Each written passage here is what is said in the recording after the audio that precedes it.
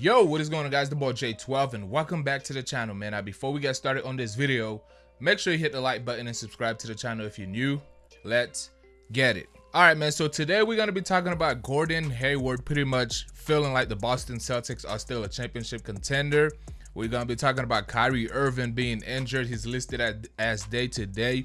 And Steve Kerr responded to Kevin Durant's comment. So stay tuned. All right, so it's been reported that Gordon Hayward is ready for the upcoming season. He said, "I'm ready to be the player I came here to be." Gordon Hayward posted a letter Wednesday on his blog addressed to Boston Celtics fans. He said, "To our Celtics fans, I want to say thanks for sticking with us. Thanks for sticking with me. I know last year wasn't the year any of us wanted it to be, but this summer I've worked harder than any summer I've ever had. I'm going to be ready to go. We're going to be ready to go. Kyrie and Al are gone, but we brought in Kemba and Ennis and added some pieces as well," Hayward wrote. "I think a lot of people around the league have kind of counted us out now, but I believe we got a really tough squad. Kemba is definitely a game changer. The pace that he plays at, there's not very many guys in the league that are as quick as he is and can kind of find the way he can." The same? Maybe they mean the team. "It opened things up for me, so I am excited to get a chance to play from this year. Ennis is somebody that's going to bring in energy. He got all the moves in the post. The fans are going to love him for sure. They always do. The team goal is still the same. Nothing has changed for us. The Boston Celtics still want to raise banner number 18. That's still the goal." First off, do I believe that Gordon Hayward worked his tail off this summer? Absolutely, because last year dude had a terrible season, averaging 11.5 points a game, 4.5 rebounds a game, playing about 26 minutes a game and shooting 33% from the field. So I believe that Gordon Hayward did work his butt off, and I would not be surprised if he came back a better player. But Gordon Hayward said they replaced Kyrie Irving and Al Horford with Kemba Walker and Ennis. Now, don't get me wrong, man. Obviously, Kemba Walker is a very, very good player, but he's no Kyrie Irving. And Enes Kanter cannot give you anything near what Al Horford can give you, man. Enes Kanter cannot spread the floor like Al Horford can, and he's definitely not even close to being the same defender as Al Horford. But they do have Brad Stevens, and Brad Stevens knows how to get guys together when he doesn't have to deal with a lot of egos. As we saw last year with the Boston Celtics, the team was pretty much a mess. There were too many egos. Terry Rozier believed that he should be a starter. Kyrie Irving obviously believed that the Boston Celtics young guys were not listening. Just too many egos, man. That's understandable because the year before, the Boston Celtics players had great success without Kyrie Irving. So then Kyrie came back. You can't just expect those guys to take a mean step back just so you could be Kyrie Irving. So Brad Stevens really good at putting a team together as long as there's no egos. So I'm not going to sit here and say the Boston Celtics have zero chance of making any noise in the East this upcoming season. But I find it funny how Gordon Hayward is mentioning Kyrie Irving and Al Horford as if to say that those two new guys they brought in is like a better replacement or equal level replacement. I don't understand that point, man. But definitely believe that Brad Stevens can bring those guys together if there's no egos involved. And I don't see Kemba Walker and Enes Kanter being the type of player that's gonna come in and automatically try to ruin the Boston Celtics locker room, man. So keep an eye out for the Boston Celtics, man. Next up in the news, we got an injury update for Kyrie Irving. It's been reported that Kyrie Irving is listed as day-to-day. Irving has dealt with injuries to his face twice before during his NBA career, with the most recent coming during the 2017-2018 season.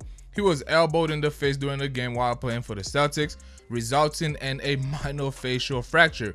He also broke his jaw in 2012 while playing for the Cavaliers. If you guys remember, in 2012, I believe that's when he came out with the mask Kyrie Irving. I believe it was the black mask. And obviously his first year in Boston, he also had that same face injury where he caught an elbow to the face, and he also had to wear a face mask. So Kyrie Irving suffering facial fracture injury is nothing new, man. But it's a good thing that it's happening now because the regular season is still a month away. Preseason is right around the corner, but we still got some time before the regular season starts. So I fully expect Kyrie Irving to come back 100% healthy and ready to go for the Brooklyn Nets. And lastly, in the news, Steve Kerr responds to Kevin Durant criticism of Warriors offense. Warriors coach Steve Kerr responded to Kevin Durant's recent criticism of the team offense, saying he wasn't offended by what the forward said because it's basically the truth. You look at any system, I played the triangle with Michael Jordan. The offense ran a lot smoother all regular season in the first couple rounds of the playoffs than it did in the conference finals and finals. It just did. That's why guys like Michael Jordan, Kevin Durant, Kobe Bryant are who they are. They can transcend any defense, but defenses in the playoffs, deep in the playoffs, combined with the physicality of the game where refs can't possibly call a foul every time, mean that superstars have to take over. No system is just going to dice a finals defense up. You have to rely on individual play. I didn't look at his comment as offensive. I look at it as fact. 1000% agree with Steve Kerr. If you guys look, the Cleveland Cavaliers versus the Golden State Warriors, the first year when Kevin Durant joined them, where they still had LeBron James and Kyrie Irving, it was game 3 of the NBA Finals. Guess who helped Golden State Warriors win that game? It was Kevin Durant doing his thing by playing isolation basketball. Nobody on the Cavs could have guarded him. So Kevin Durant just took over that game and just hit clutch shots after clutch shots because the Golden State Warriors needed that. So I'm not somebody that normally agree with Kevin Durant comments, man. I'm gonna just be real with y'all because Kevin Durant, him and Kyrie Irving, they be on some bull jive, man, if we just being real. But his comment about relying on isolation play as the playoffs goes deeper and deeper is 100% true. It also happened the second year when Kevin Durant won his second championship with the Warriors. Klay Thompson and Stephen Curry was just having a terrible game 3 in Cleveland. It was LeBron James by himself. It was reported that LeBron had a broken hand, allegedly. We don't know that, but it was reported that LeBron James had a broken hand, and the Cavs were still giving the Golden State Warriors that work because Klay Thompson and Steph Curry was just having an off game. Guess who carried them? Kevin Durant with his isolation play. So I don't see why anybody would have a problem with Kevin Durant comment. He's speaking facts. At some point, you're going to rely on your best player to carry you with isolation plays. That's why basketball is a superstar league. If your team have a superstar, you pretty much got to kiss your superstar ass because he's the guy that can carry you to victories. And if you surround him with the right pieces, he's the guy that can also carry you to a championship. So 1000% agree with Kevin Durant, and I'm glad that Steve Kerr agreed with him also, because I'm pretty sure they asked Steve Kerr that question to see if he'll throw some shots at Kevin Durant. But good job, Steve Kerr. Good job for not falling for the media's intake, man. But that's all the news I have for you guys today, man. Let me know how you guys feel in the comment section below.